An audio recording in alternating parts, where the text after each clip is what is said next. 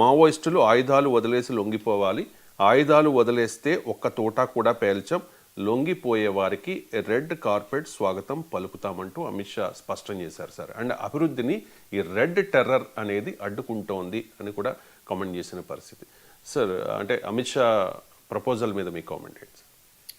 అంటే Maoist party ప్రకటన చేయలేదని నిజం కాదు. ముందు అబ్బాయి అని మల్లోజుల వేణుగోపాల్ అంటారు, పార్టీ పొలిట్ బ్యూరో సభ్యుడు. ఆయన ఒక లేఖను విడుదల చేశాడు. అంటే పొలిట్ బ్యూరో పార్టీ ఆలోచిస్తోంది ఆయుధాలు వదలటానికి, సాయుధ పోరాట పంతాను మారిన ప్రపంచ పరిస్థితులు, దేశ పరిస్థితి నేపథ్యంలో వదులుకున్నాము అని ఆయన పేరిట ఒక లేఖ విడుదలైంది. ఆ లేఖ ఎంత నిజము అనే చర్చ కూడా జరిగింది.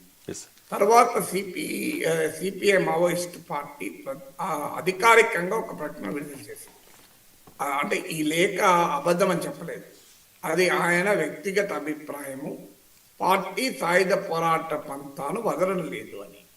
అభయ్ పేరిట విడుదలైన ప్రకటనలో కూడా ఒక అనుమానం నాకు ఆ రోజు కూడా వచ్చింది. ఏంటి అనుమానం అంటే, ప్రధానమంత్రి నరేంద్ర మోడీ, హోంమంత్రి అమిత్ షా, దేశంలో చాలామంది ముఖ్యమంత్రులు మావోయిస్ట్ ప్రభావిత ప్రాంతాల ముఖ్యమంత్రుల విజ్ఞప్తుల దృష్టిలో పెట్టుకొని ఈ నిర్ణయం తీసుకుంటున్నాం అంటున్నారు.